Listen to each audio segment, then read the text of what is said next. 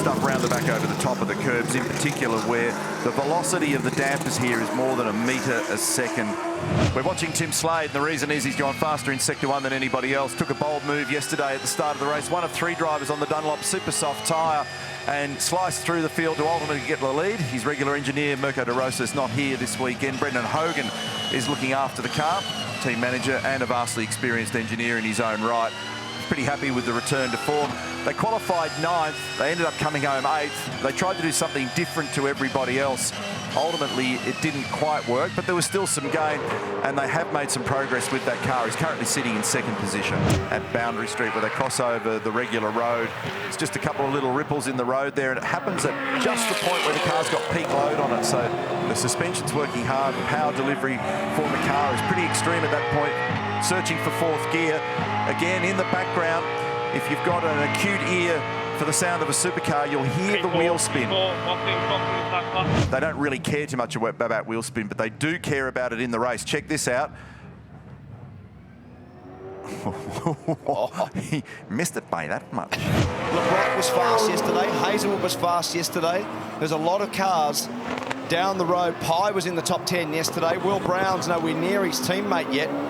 So there's a lot of cars that are a possibility to fire into the 10 in the closing stages. Only a minute 40 remaining, GT.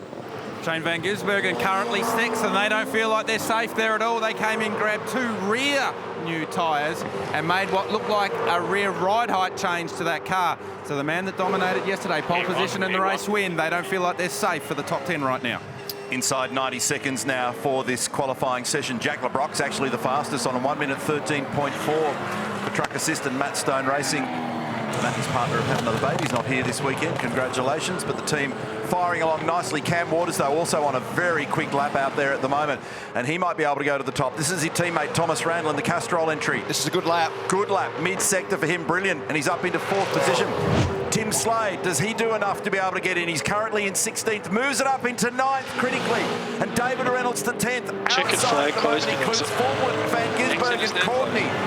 Kostecki, Feeney, Hazelwood, Winterbottom, lots of people outside the top 10 that you may assume could be in there. Courtney up into position number 4. Will Davison very fast in 7th at the moment. Here comes Will in the background. Is this going to be enough? Yes. It is to the top on a 13.2. A beautiful lap by Will Davison. David Reynolds up 3 spots into 8th. They've made the Grove cars a bit quicker. Will Brown comes up into 12th. But where is Van Gisbergen? He's down in 15th at the moment. And this is where it's going to count. Is this enough to get him in the game? Yes, just after the checkered flag. And Van Gisbergen books a spot in the Armour All Top 10 shootout.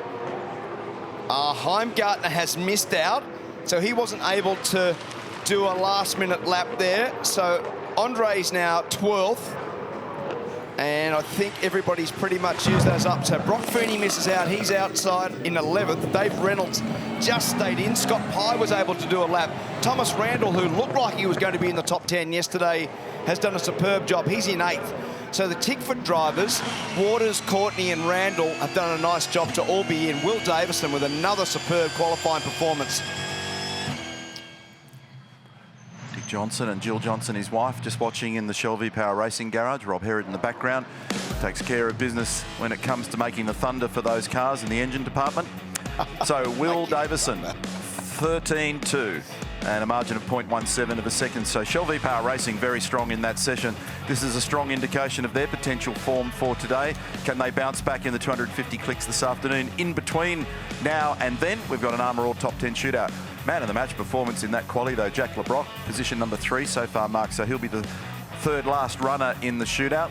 And look at those that didn't quite make it. Feeney, 11th, out by a tiny margin. Heimgartner, out by a tiny margin.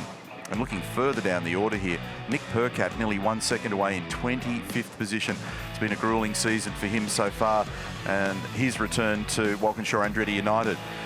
Wow, great session, fair nail biter.